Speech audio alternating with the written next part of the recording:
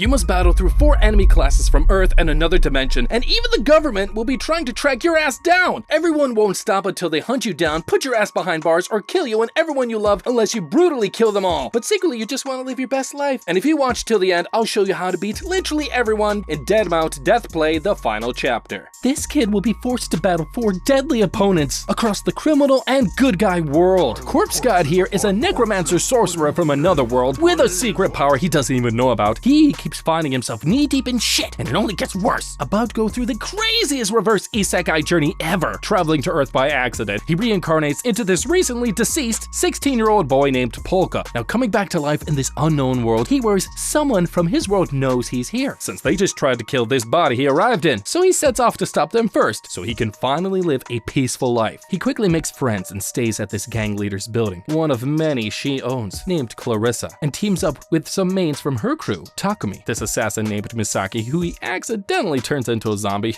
yeah, that's a thing, and the powerful family of the boy whose body Polka is in, who agrees to help this sorcerer find a new host so his real son can return to this world. Polka then sets up a fortune-telling business to make some money, hiring a spirit to help him named Hosorogi, who was murdered in this building, not by Clarissa, and whose relevance will come up soon. Anyways, shit goes crazy as trouble keeps finding Polka and his powers accidentally get caught and posted online, shocking the world, and everyone's like, shit. But no one knows his identity yet, making all sorts of bloodthirsty bad guys. And they set out to investigate, including these cops, who are in charge of paranormal cases. Polka tries to go back to keeping a low profile, but one of his incoming enemies call him in advance, telling him they know the ruler of his old world is someone named Mr. Sabaramond, and warn him they're coming to kill him. Shocking Polka as to how they could know all of this, and he prepares to go through more shit. And just then, Misaki alerts Polka that they're going to be on the news. This reporter, Kocho, says she's here to cover his fortune-telling business in the local news, and revealing that she's secretly investigating them and this building after recent events, and wonders how he's connected to what's been going on around town. Of course, not wanting to raise suspicion, Polka agrees to cooperate, and she tells him she will bring in a client for him tomorrow. How does this guy not pick up on the red flags? Unbelievable. Meanwhile, Momoya kills a bartender working for Clarissa's bar, disposing of it in Polka's building. The next day, word gets around one of Clarissa's bar workers is missing, putting her on high alert. Meanwhile, Tsubaki and Arase continue to work on the solitaire case, convinced Polka is somehow related. And just then, they spot a really tall person on camera, and Tsubaki's partner here notices someone with him, this man named Higuro. Turns out Arase took out a gang he used to work for, Sons of Sticks, the same one that Takumi also used to be a part of. They suspect these guys showing up isn't a coincidence and are somehow related to the solitaire case. The next day, reporter Kocho brings Polka a client, this random citizen, telling him that he actually works at Clarissa's bar in order to throw him off. But this guy is so forgettable, no one here, including Polka, remembers him, making the client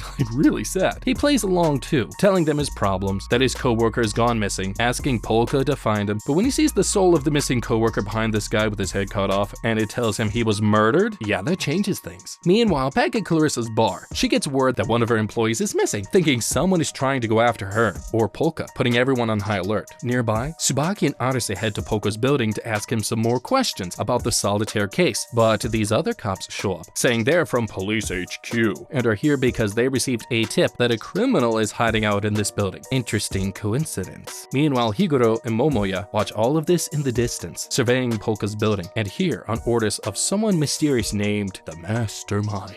Higuro then spots one of his enemies in the distance, Arase. Just as overwhelmed as we are with the amount of characters so far, Higuro decides to contact an information broker from season 1 to find out more info about what's going on. Inside, Takumi on camera watches, seeing police entering the building, and he tries to warn Polka, but it's too late. The cops interrupt their session with the reporter and declare that they're here to investigate the criminal who is believed to be hiding in this building and blah blah blah. They show him a picture of the suspect. It's the missing coworker. The spirit tells Polka he's innocent and has been framed. Just then, Hosorogi in Polka's pen tells him that this is exactly what happened when he was murdered. His corpse was also moved into this building for his murder. Polka quickly senses the corpse of this guy is in this building. Worried if the cops find it, he will never have the peaceful life he wants. He quickly attempts to hide the body while the cops rush to search the area. Okay, Takumi didn't act fast enough. Now the cops are at our door. They think we did something wrong, especially if they find the waiter here. Going to court is scary since Japan's courts almost always find people guilty anyway, anyways due to their high conviction rate, and this is a huge problem. And if they catch us, we're screwed. This is why as Polka, I would not be thinking small. No, don't think small, think big. This area is already well known as a shady area controlled by Clarissa, but it's still known for violence going down. I would use this fact to throw off the cops and this reporter. Here's the solution. I would use my powers to create a loud noise nearby in some way, like maybe a fake gunshot or an explosion, or we could literally blow something else up nearby since we could, and this sudden disaster would make the cops rush to investigate, and the nosy reporter would want to be the first one to get the scoop to cover the shit show, and it's these precious extra moments that would give us extra time to figure out where to hide the body without risking getting discovered. Since no one spots a single murder in a war zone, this act later would make us and Clarissa look sus, but without any proof, the cops would be sitting ducks, and this would at least allow us to come up with a better plan. Since now we know the cops are really targeting us, the cops get crazy confused. They didn't find anyone in the building, and now think the criminal has run away, leaving to go check the cameras, while Polka worries someone is onto them. Tsubaki and Arase hide nearby outside, holding off from this meddling reporter, and wonder why the fancy HQ cops would come here for a simple criminal. All of this reminds Tsubaki how his ex-partner Hosorogi, pen guy, went missing 5 years ago. Meanwhile, the oldest son of the powerful family the real Polka is from, this guy Takeru, he runs the shady side of the family business, and his people report back that the roof incident that happened recently wasn't caused by solitaire, and these two bodyguards tell him that Polka has just been invaded by cops sent straight from HQ. Inside the building, Sayo, also part of the rich powerful family that Polka is rolling with, hands him some gems, covering her rent for staying here. Outside the door, Sayo's bodyguard listens in since he bugged everyone the moment they got here. He knows this Polka isn't the real one, but no one in the family will tell him the truth for some reason, and he's determined to find out who this Polka really is. Polka says these stones will help him replenish his magic powers, ooh. And Takumi then brings up the corpse in the basement, and everyone agrees to keep it hidden until they figure out their next move, thinking the police are working with some bad guys. And Lei hears all of this outside, and suddenly Takumi spots the two cops entering the building, including Arase here, freaking him out, so he hides. They're here for the solitaire case, and they wonder why solitaire was spotted in this building, and they also wonder why all trouble seems to lead back to this place. In one of Solitaire's recent criminal stunts, he hijacked many airships advertising this symbol, the same one that Polka's spirit Hosorogi drew for him when he visited the first time. He now wants answers from Hosorogi himself, but Polka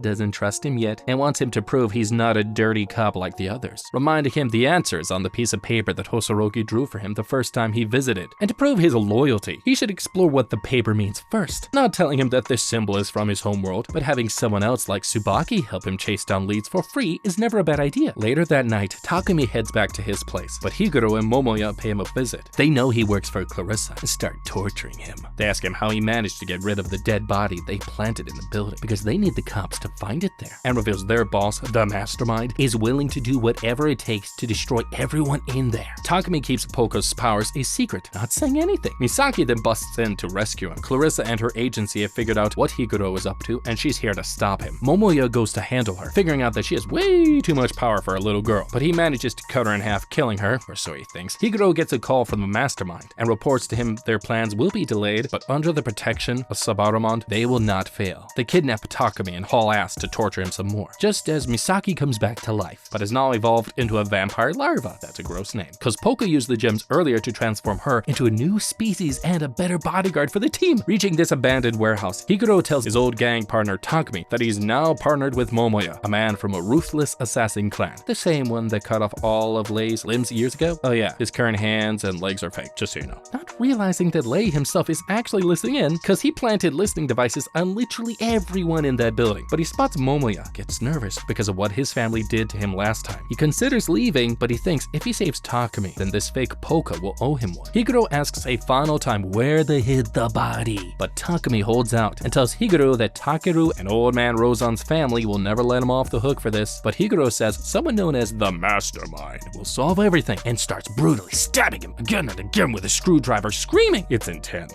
Lei finally jumps in, saving Takumi as he tries to deal with Momoya. Momoya tells Lei that his real arms and legs are in their family's showroom and can have him back if he joins their side. Lei tries his best to be tough shit, but he still sucks balls and gets daddy-owed. Momoya prepares to kill him.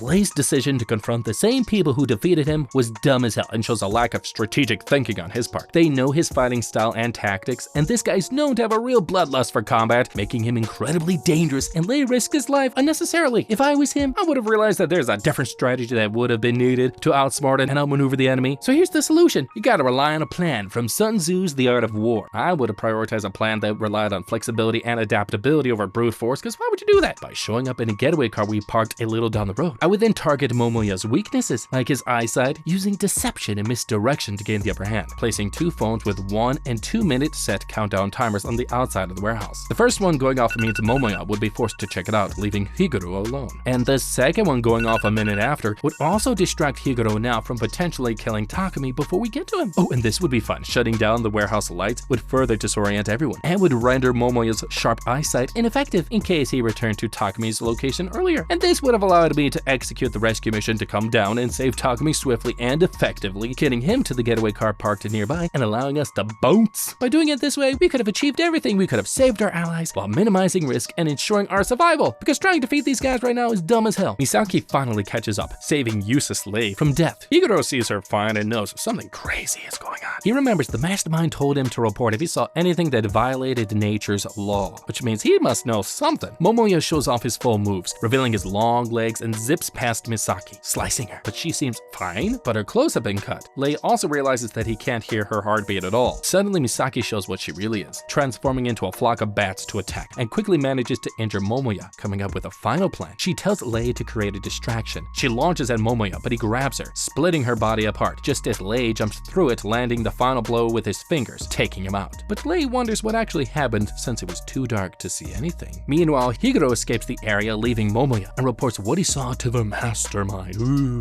He tells Higuro to not call him during work, but he tells the boss it's an emergency, revealing all about what he just saw, including running into the Shinoyamas. Higuro wants his protection while he lays low for a while the members of the police force start singing the fire-breathing bug anthem. Meanwhile, on the run from the law, Solitaire contacts the Superintendent General of the police force, Bald Guy. He thinks he is the mastermind and the one who tried to have him assassinated during his airship stunt earlier. Since only somebody in a high position of power could organize this, it finds a secret compartment here with a special phone. It starts ringing, and Solitaire thinks it's the assassin who tried to kill him, revealing to Bald Guy that he came here not knowing anything and is just fishing around for answers like an idiot. But the superintendent thinks he can use Solitaire as a pawn and lets him answer the phone, finding out it's the famous information broker that finds precious information for different clients, even though he's in jail, and he reports Bald Guy's requests have come in. Solitaire finds out Bald Guy was secretly investigating the police chief of Tsubaki's office, finding out he is the mastermind. Bald Guy says he knows Solitaire is after the mastermind, and he is the one behind Solitaire's attempted assassination, and lets him call Tsubaki to inform him since he knows he's about to take him out. Solitaire happily agrees. Nearby, Tsubaki continues to work on the Solitaire case and how it relates to everything, just as he gets a call from his ex-dead partner Hosorogi, or at least his voice through this pigeon that he and Polka spiritually hijacked. It's pretty cool and a little funny. Hosorogi tells Tsubaki that he asked Polka to speak with him and asks if he still has the note with the symbol on it he wrote for him the first time he visited Polka's business, the same symbol Solitaire is trying to get to the bottom of, and reveals he left clues on the note that will help him solve everything, but time is running out. Tick, tick, tick. He tells him who the mastermind is and the one responsible for sending the HQ cops here before hanging up. Tsubaki chooses to believe that this really was his ex-partner, and him and Arase decide to go take out the mole themselves, just as they get another call. Tsubaki thinks Hosorogi forgot to tell him something, but turns out it's Solitaire, confirming the identity of the mastermind. Whoa! Confusing Tsubaki how the Solitaire knows. Moving on, him and Arase head to confront the mastermind, waiting outside the office door. They hear the words "under the protection of Sabaramon," confirming it's him, and bust in. Meanwhile, the reporter doing some digging on Hosorogi finds out from old files after his death only one person received instant promotion, Tsubaki's new boss, the traitor. Seeing their police chief behind all of this, they've heard everything and ask who Sabaramon is. Saying this name triggers the nearby police officers to start acting weird and show up to their room like zombies. They start trying to get to the police chief as the room quickly floods. Suddenly a message by the fire-breathing bug appears on the wall, saying the world is a buggy program and must be fixed. Tsubaki and Arase are confused as F and try to protect the police chief from the horde. Tsubaki then spots one of the fire-breathing bugs here holding a powerful laser that sets fire to anything you aim at. Pretty sweet but dangerous, making him realize this organization doesn't have powers like he thought, but uses advanced technology to carry out their operations instead. They try to ask their police chief why he's being targeted just as smoke starts to build up in the room. Back in the warehouse, the gang prepares to return home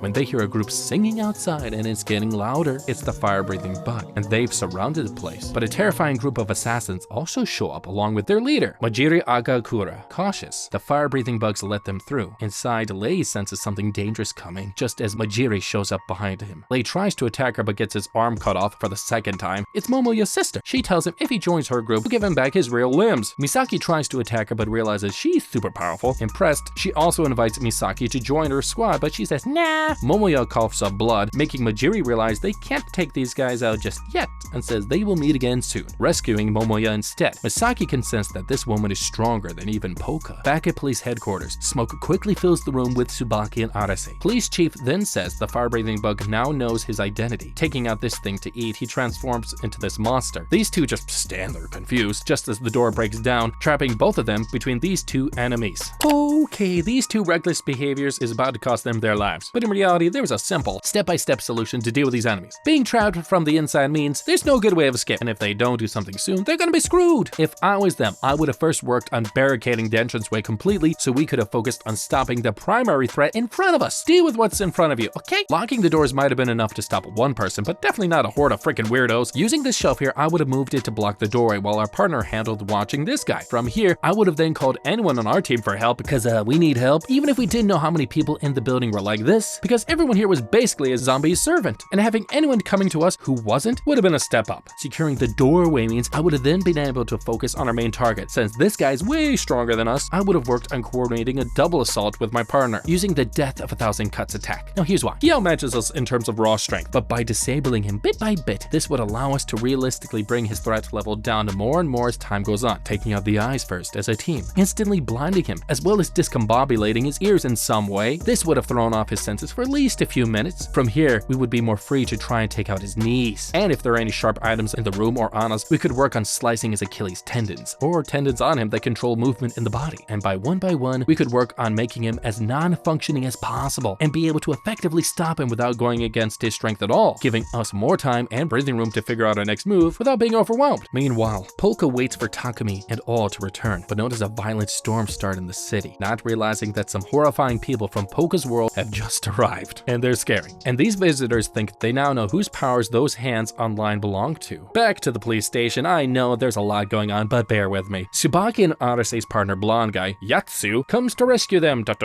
along with their team, breaking up the crowd. Now the lights go off as the fire-breathing bugs all suddenly stop. They think it's over. This random officer takes out his gun to try and kill the police chief, but blonde guy stops him. As the police chief escapes out the window, while the officer himself decides to kick the bucket, causing the lights to come back on, and all the other cops not to remember what happened, nothing, which is scary, making Tsubaki think the fire-breathing bug hypnotizes people into becoming their servants. The police chief runs into this group, watching over him and their leader, Civil Sabaramont. They thank him for turning off the power in the police station just now, but Civil, gosh, that's much easier to say, says he's been wanting to get rid of him for a while. Just as his daughter, Soara, shows up from behind him, he basically gave her up to them when she was young in exchange for power in the police force. But they ended up not killing her and experimenting on her instead, cause that's what you do with children. Soara now plans to execute her father as punishment. Geez, some built-up resentment maybe? But he says he's about to find the sorcerer from the other side, but he gets executed by one of Clarissa's trainee assassins instead, who was tracking him this whole time. They think the mission is too easy, but Soara shows up and gets angry they took her kill, planning to kill them. But Clarissa's men show up just in time, and Soara realizes that Civil has already left her, so she leaves too.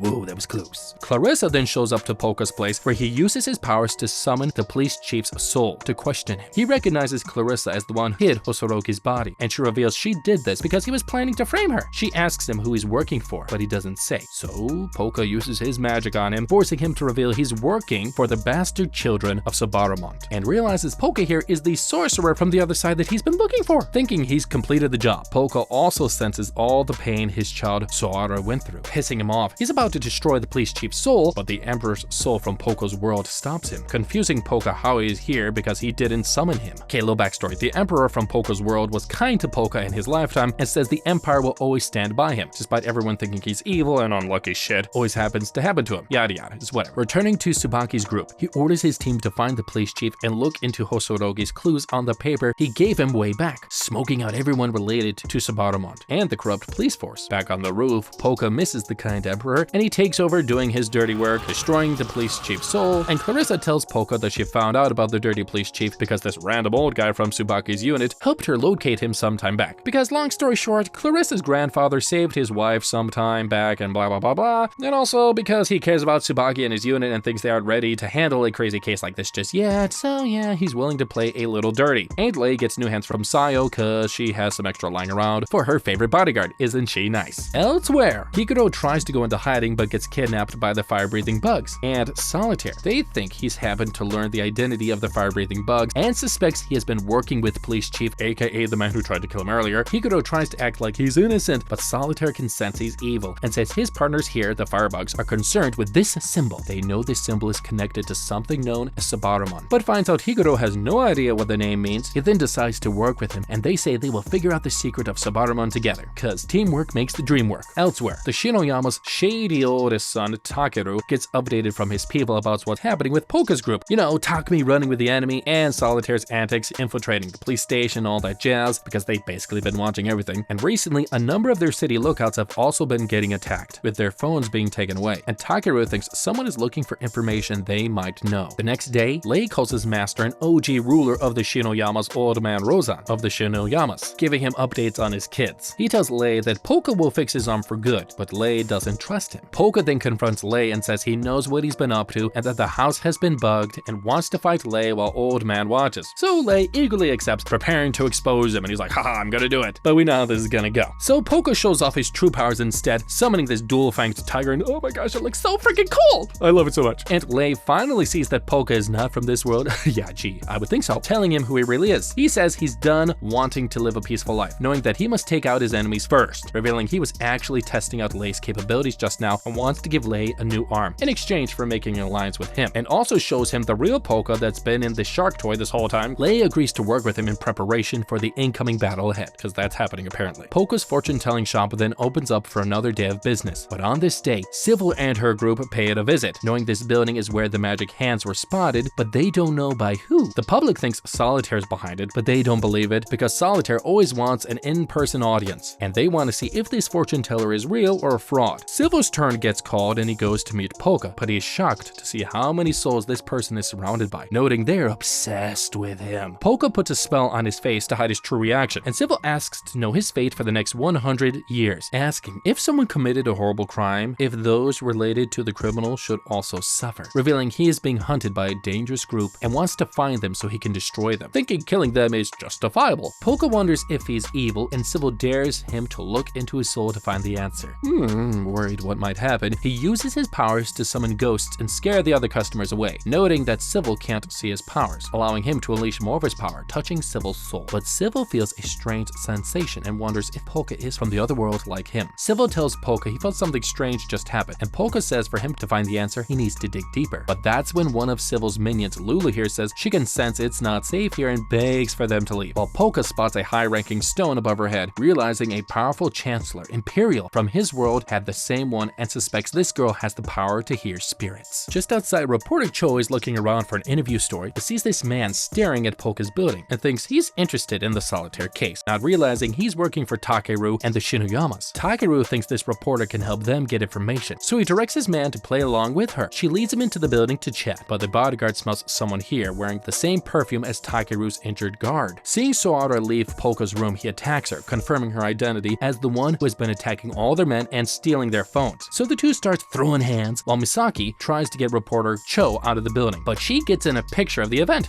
distracting this bodyguard as Civil ends the fight by knocking him back. Polka sees Civil's magic and reminds him of Sabaramon, remembering that Sabaramon was never able to speak to spirits, and this is why he is using Lulu to sense them for him instead. Civil hands Polka some expensive jewels to cover the damages. The bodyguard tries to get in a final shot, but Sorara blocks it as the group escapes through the window, confusing Takeru's bodyguard what he just saw. Polka now thinks Civil is from Sabaramon's group, the one the fire-breathing bugs are looking for, but think this guy's soul looks different. Just then they realize that the real Polka's soul from the shark has been kidnapped.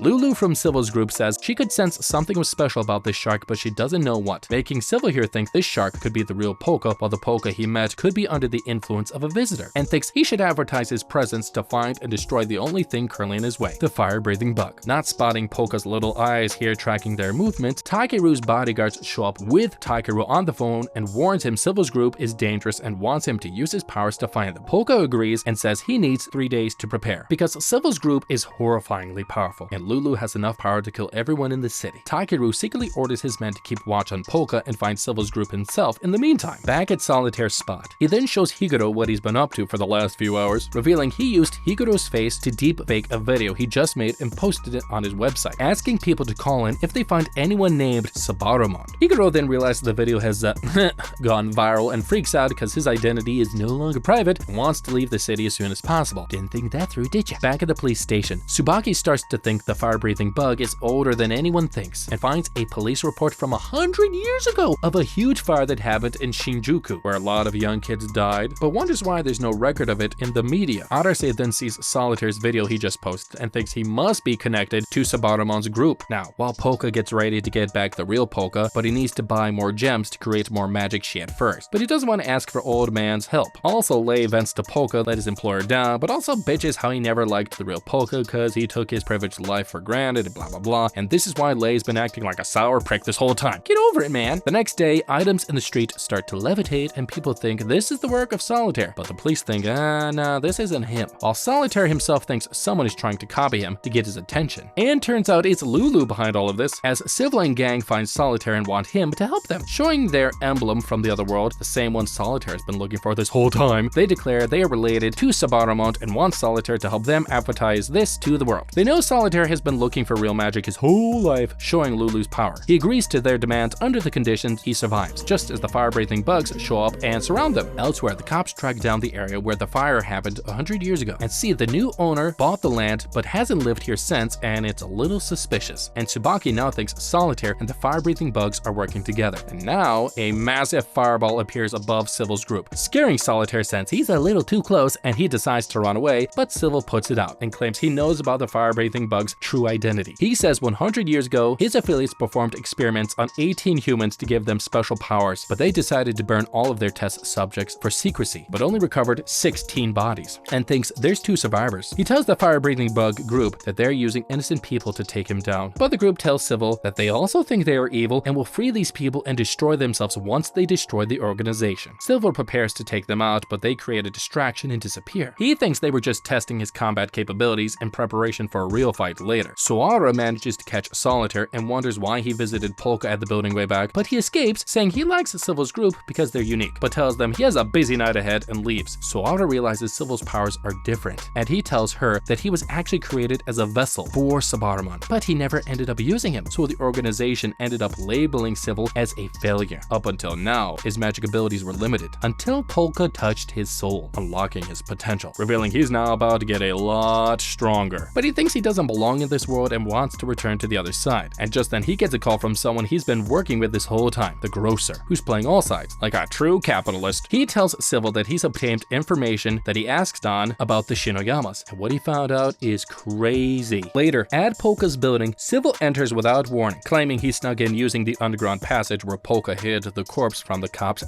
But this is just a friendly visit because Polka is like him, revealing that he inherited his powers from his mother, shocking Polka because he realizes he has the same mother as the real human Polka, and she somehow came to Earth at some point where she met and married Roseanne. Dang, that's a big one. Whoa. Polka gets pissed off at Civil and tells him to return his human bro, making Civil realize he's talking to someone from the other side. He offers to team up with Polka to beat the fire-breathing bug, but Polka says nah, cause Civil is a dick. Pissing off Civil, he demands Polka show his powers, but he reveals he was just buying time as he uses his magic to restrain Civil, making Civil figure out Polka is a necromancer, deducing the sorcerers who were close to Arius. He figures out that Polka is actually the corpse god, the 4th strongest sorcerer in the empire. Nearby, the fire-breathing bug group watch the events unfold and prepare to burn Civil, but Tsubaki show up, revealing that he knows about Hosorogi's documents about this building he was looking into, and that this was a place where human experiments were conducted, and that Sabaromon's group were behind it, and they burned all the test subjects except 2 survivors, the ones who started the fire-breathing bug. So through some confusing exposition, Tsubaki has figured out this group manipulates people through sound waves, and the survivors of the disaster used hypnosis to create a new identity and somehow implanted this on others, even though the 2 survivors have been long dead by now. This man tells them he's correct, but they both know the police will never be able to charge them for any crimes. But Tsubaki declares he will stop them no matter what. Back at Polka's building, the 2 sorcerers start fighting, and Polka notes that Civil is still a noob with his powers, but Civil's men show up to help him while Polka's men also join in on the fight. Okay, this building here for starters should have had way more security, because as their tech guy, Takumi here sure as shit didn't didn't do his job and never bothered to put cameras in the mystery tunnel or anywhere else. Why didn't he do that? Or maybe set up some kind of perimeter defense like sensors? He failed to double down on his own strengths. If I was Polka, I would try to figure out Civil's mental profile beforehand or even during the fight, knowing that he's clearly interested in us. He was clearly reaching out to us in the lead-in and right before the fight and opened up his heart to us. Fighting aggression with aggression or trying to combat with someone's strong ideological beliefs by tearing it down is always a recipe for disaster, as they will almost always stand their ground to defend their beliefs even more, reducing any chances of us getting through to them. In a debate, the best way to prepare is by figuring out the details of the other side's stance, and even finding potential reasons in their argument as to why our side might be wrong. The best move in this case was to try and understand Civil as a three-dimensional person, getting inside of his head, which would have allowed us to empathize or at least pretend to, so we could have gotten him to our side even temporarily. Being so overpowered, planning to pull a double cross in advance and temporarily siding along with him was the best move, especially since he clearly stated this. In teaming up, we could have convinced him to stop fighting and would have gained his trust, and trust is the most important thing anyone can have because most people are untrustworthy assholes and will screw you over the first chance they get. Polka then notices that Civil's powers is increasing and he instantly sets the whole city in flames. Polka tells him to get back to his world, but Civil wants Polka to go with him. Polka has a mini emotional crisis, realizing how many dangerous people he's brought into this world and thinks he will send everyone back, including himself. So this world would go back to being safe, preparing to unleash his full power, but Takumi, watching over him, realizes the world is about to find out about his powers and hacks these speakers near him and tells him not to leave him because he values their friendship and blah blah blah and friendship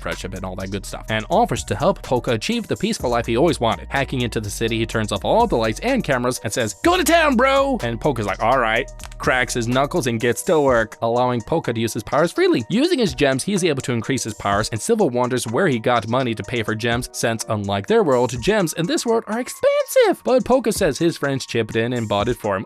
Friendship. Realizing he's lucky to have many people that care for him in this world, revealing to Civil that he placed wards nearby because he's a pro to keep innocent people out of the city and created shades to act as humans, so no innocents would die because of them. Shocking Civil at his nice guy attitude, while Clarissa's men are guarding the area, preventing even Takeru and his bodyguards from seeing what's really going on. Everyone works together to keep Polka's identity safe. Polka creates this huge portal, allowing the emperor of their world to enter. And it's like, oh my gosh, this is so freaking cool! So Civil is confused why he's helping Polka, since he is the one who killed him in a long backstory that we don't need to know about. Anyways, the Emperor's companions also join him. They band together and tell him the Empire will always stand by Polka and tell Civil to stop being a dick. Nearby, Solitaire is able to watch what's going on, confirming his suspicion that magic exists, asking the Firebug what they think. They consider burning the city and killing Polka, but a deceased family member from the Shinoyamas, and whose siblings Polka rescued, previously appears in front of them to defend Polka and says he's a good person. They gets caught up in bad things. Sounds a little sus, but says don't worry about it. Back at Tsubaki's location, he makes a deal with the fire-breathing bugs and will stop Sabarumon's group if they free the people they are mind-controlling. They go, I don't trust you, but he says, hey, why don't you hypnotize me instead? But Arase hits him and tells him to chill out. The firebug respect his effort and agree to harmlessly watch Polka in the meantime, setting the people free. Back in the main city, Misaki, while battling Lulu, saves the real Polka as one of the Emperor's companions confronts Lulu and says she is her descendant and tells her basically that corpse god as Polka is chill, they should stop being mean. Meanwhile, Mariji and one of Takeru's bodyguards, also from the same assassin clan as Lei, end up putting their differences aside because they realize Lei's in trouble and decide to help him out, basically adding 2 more members to Polka's fighting team. Civil is getting stronger but realizes everything is going to shit, so he pulls out one last move. Emperor thinks he could destroy the city, so he casts a spell, telling Polka to continue living the life he never got, because he has helped everyone in their world more than enough, creating a majestic sigil boom thingy. It looks super freaking